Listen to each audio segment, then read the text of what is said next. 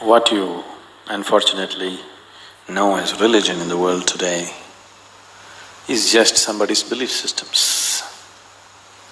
Somebody believes God is round, somebody believes God is square, somebody else believes he's a triangle. That's the situation, isn't it? And you must understand this. Once you start believing in something which is not yet a reality for you, you are bound to be in conflict with somebody else because somebody else is bound to believe something else. No, I believe in my God, but I am not a violent person, I will not fight with anybody. All this is just make-up.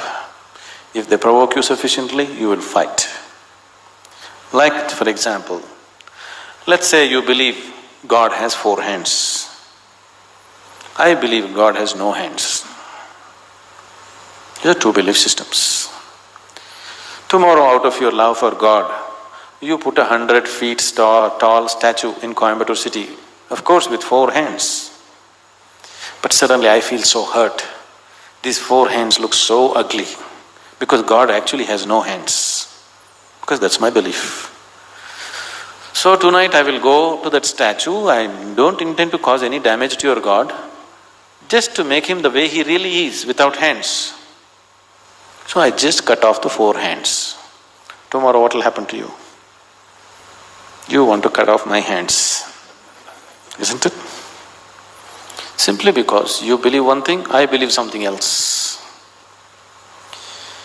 As long as people believe in something, conflict is inevitable. Because you may say, no, we are all brothers, we are all one, everything is okay with us. All this bye-bye stuff, when we really have to come to a point, when I believe what I believe is right, I will try to manifest it. I will try to make it a common thing everywhere, isn't it? Yes? Once I believe what I believe is the truth, naturally I will try to impose it on other people. I don't call it imposition, I call it saving you from ignorance. Yes or no? Once I firmly believe that this is the way God is, I will try to put it on to you, just to save you, not to hurt you. But you will get hurt because any imposition hurts. When you resist, I will use other methods to put it into you, whatever those methods are. Sword has been used, money has been used, every kind of inducement has been used, isn't it? Simply because I believe one thing, you believe another. Religion is not about belief system. All religions started as a method to turn inward. But it's an inward step.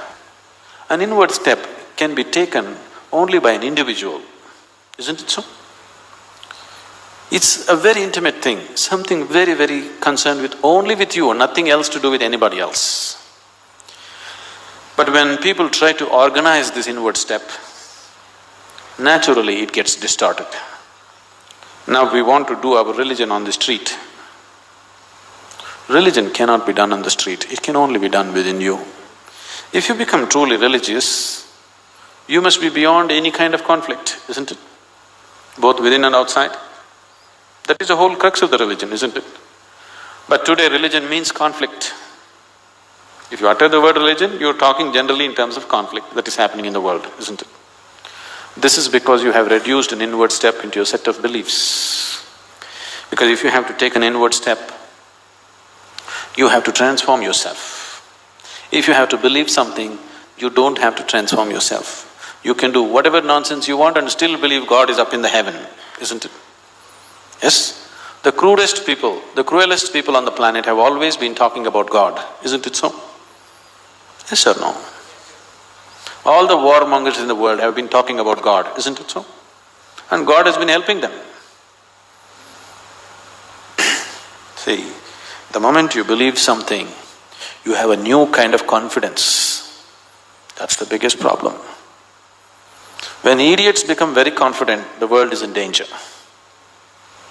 An intelligent person is constantly hesitating with life. With every step he wonders whether what he's doing is okay or not. But a fool has absolute confidence. And when his stupidity gets stamped by God, that's it. No looking back. Just can go on doing the most idiotic things without any problem about it. The very nature of your intelligence is such that if you do something stupid today, tonight your intelligence will bother you, why did I do this? Isn't it so? But if you get God's stamp on your stupidity, you don't have to turn back and see. You can do grossest things on the planet and not bother about it, feel very proud that you're anyway going to go to heaven because you did all this nonsense.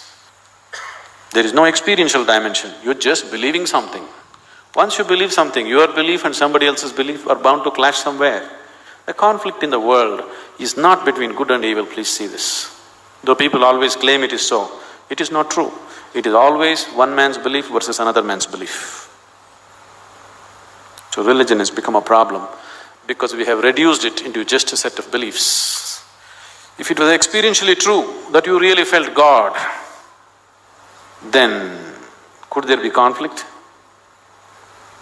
There is no such possibility, isn't it? But because you're growing from a belief system, you're not willing to make the effort of going beyond what you have gathered from others and looking at life by yourself. That is why there is conflict. If you do not know, there will be no conflict. If you know, there will be no conflict at all. But when you pretend to know, there is bound to be conflict.